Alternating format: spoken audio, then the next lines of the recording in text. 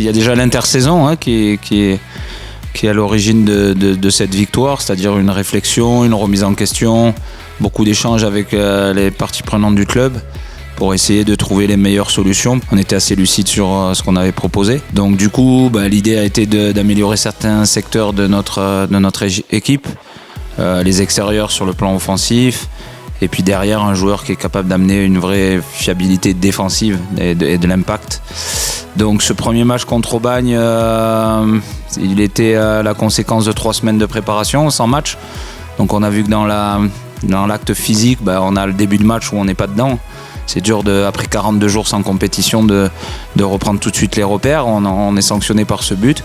Et puis après, par contre, voilà, tout l'état d'esprit, la mentalité qu'on veut voir en 2026, elle a apparu sur le rectangle vert. Et ça nous a permis de réagir, de marquer ce but avec la passe de Sambali et le but de Babacar. Donc Babacar un peu aussi nos recrues, puisqu'on l'a peu eu sur cette première partie de saison. Là, il arrive, il est en forme, donc beaucoup de propositions dans la verticalité.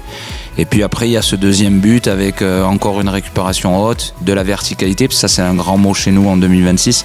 Et puis Mathis, le nouvel arrivant, qui nous met un super but. Donc voilà, ça fait bien débuter la phase de retour. Ça nous met 7 points tout de suite sur le premier, relégable. On va les jouer vendredi, puisqu'on va à QRM.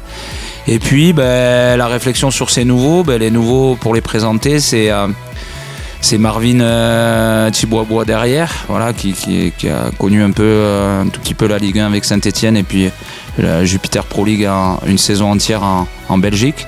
Donc il vient pour se relancer, donc il va nous apporter déjà sur ce premier match, on a vu 2-3 interventions d'impact physique. On a pris Brian Bayeye à droite. Parce qu'on a eu sur la fin de 2025 Kemric Najera qui s'est blessé et qui aura sûrement un retour mi-février. Donc comme les échéances étaient importantes pour nous sur la reprise, et on a vu qu'en plus Hamza s'est blessé, donc c'est un bon choix d'avoir pris Brian qui arrive lui aussi pour se relancer. Pour Mouragouzif qui décale côté gauche avec ce ballon. Oh, magnifique but Pour le FCBB de Mathis Tour qui a enroulé ce ballon dans le petit filet pour donner l'avantage au Caladois. Et on voit Sef assez bas au niveau du terrain. C'est bien joué là, cette transition pour Klili qui est dans la surface. Klili avec ce ballon en retrait. Kadouri à l'entrée de la surface. Et qui là, va peut-être. et qui arque le poteau. Attention, c'est pas fini parce que ce ballon est toujours dans la surface.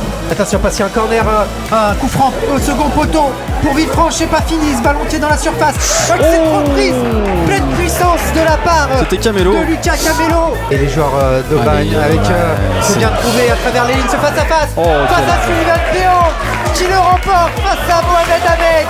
Pardon, Raouf Emravili qui tente sa chance, mais ça retombe pas assez vite, ça va heurter Raouf Emravili. Il avait un jaune aussi lui. Il avait pris un jaune tout de suite à son entrée en jeu.